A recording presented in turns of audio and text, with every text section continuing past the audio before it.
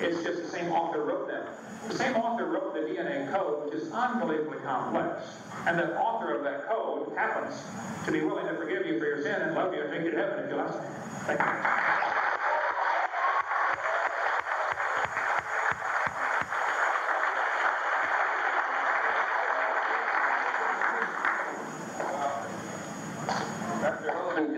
Misinformation a lot faster than I can correct it. Let me just mention back to the earlier comment of his. He says, when I said if the self-replicating molecule occurred, then this would happen. Right away, I left science when I put if in front of the sentence. Now that's ludicrous if you know anything about science or logic. It's filled with statements. If this were true or is true, then this would follow. And we pursue those logical trains to try to get a deeper view of reality. Furthermore, he takes the longest DNA molecule and has it create itself with all its additional evolved complexity out of nothing. What you're imagining is a little snippet of RNA that starts self-replicating. Now, regarding his chimpanzee foolishness, all of that is nonsense, and trust me on that. I've spent 15 years trying to master genetics and evolutionary genetics, and I think I know a little bit about it. It is nonsense to say 48,000 nucleotides are missing from chimpanzee to humans. They have not difference in nucleotide number, but a difference in what they are. That's the 1.6% we're talking about. We're not saying that chimps are missing it or we're missing. Furthermore, he says if you have 3 nucleotides missing, that is fatal. That is nonsense.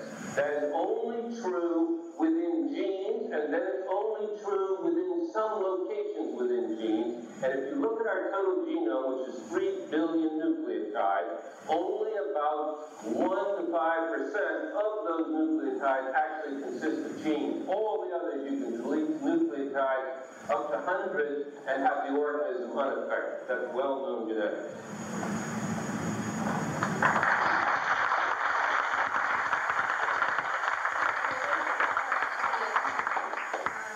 About the biblical inbreeding. Do you believe that many male and female animals of the same species evolve simultaneously? If not, doesn't the theory of evolution fail where you say the creationist flood belief fails, i.e., inbreeding would still be necessary to propagate the species in the evolutionary viewpoint? Sorry, can I read that? I don't comprehend it. Do you believe that many male and female animals of the same species evolve simultaneously? Well, when you've got 2 sexes, yes. If not, doesn't the theory of evolution fail where you say the creationist flood belief fails? i.e., inbreeding would still be necessary to propagate the species in the evolutionary viewpoint. I'm a little bit befuddled by the question. The 2 sexes in sexually reproducing species evolve together and in a complementary mode. I don't understand, if not, you're saying, does the theory of evolution fail? Well, if they didn't evolve simultaneously and interdependently, it'd be hard to understand how one of them managed to reproduce without the other. The rest of the question I don't understand. I will say one thing about the evolutionary approach to issues that are in the Bible. The Bible tells another one of these little fantasies for adults, but one that Dr. Hogan wants to embrace and bring people to the Lord over. And that is that God, when He created us, created Adam first. Adam is the major one. Adam is the male, the man, the dominant and important figure in our species. He said He needs to help me. He caused a deep sleep to follow. He removed the rib. He formed Eve out of it. Never mind, there's no evidence for that. Nobody's dipping the ribs and so on. The point is, from evolutionists, that's completely backwards. There's no such thing as an all-male species for obvious reasons. We ain't capable of producing offspring by ourselves. There are hundreds of thousands, trust me, of species that consist of all female because they can reproduce themselves. So some of these biblical stories, told with the old masculine name and with a fairy tale to fit that, I think are unfortunate, to put it mildly, and directly contradicted by a deeper knowledge of biology. All right. his notion that the sexes evolve simultaneously is pure fantasy. There's no evidence for that whatsoever. If he wishes to believe that, that's fine, but I would like to hear a clear explanation of how you go from asexual reproduction to sexual reproduction, and how this happened mechanically. You know, there's all kinds of problems can happen. I taught biology and anatomy. I think I can handle any evidence you can give if you think you have some concrete evidence other than a fairy tale. Well, it must have happened because we're here. I think the question, though it is a little convoluted, was asked, doesn't evolution have the same problem that the creationists claim? The creationists would claim all the dogs in the world came from 2 dogs on Noah's Ark. The question, I think, is asking if evolution happened, at some point long ago and far away, you had a dog evolve. Don't you have the very same problem if there are 250 or 400 varieties of dogs today? They all had to come from that dog. So you still got the inbreeding problem, only now you put it long ago and far away. It's so different. Yes, you have the very same problem. I agree. It's a good question, I thought. Dr. Roman, this question for you. What evidence is available to support creation? Well, I don't think you have to light a candle to see the sun. I think if you walk into the woods and you find a painting hanging on a tree, it's logical to conclude there was a painter, even if you don't ever see the painter. If you don't find any footprints, you find no evidence. You find a painting. That's proof there was a painter.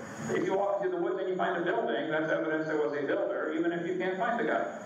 If these paleontologists are digging through the dirt around here and they find an arrowhead, they automatically conclude it was man-made.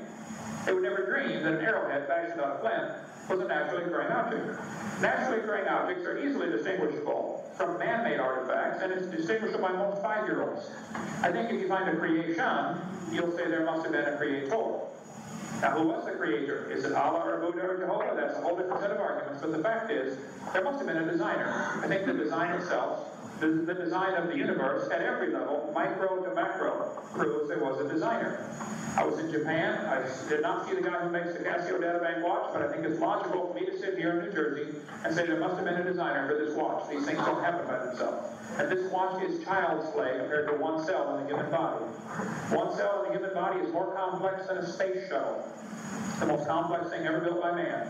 And if anybody wants to think that happened by chance, they're welcome to believe that, but that is a wildly silly religion. It's not science. That's design is evidence of a designer.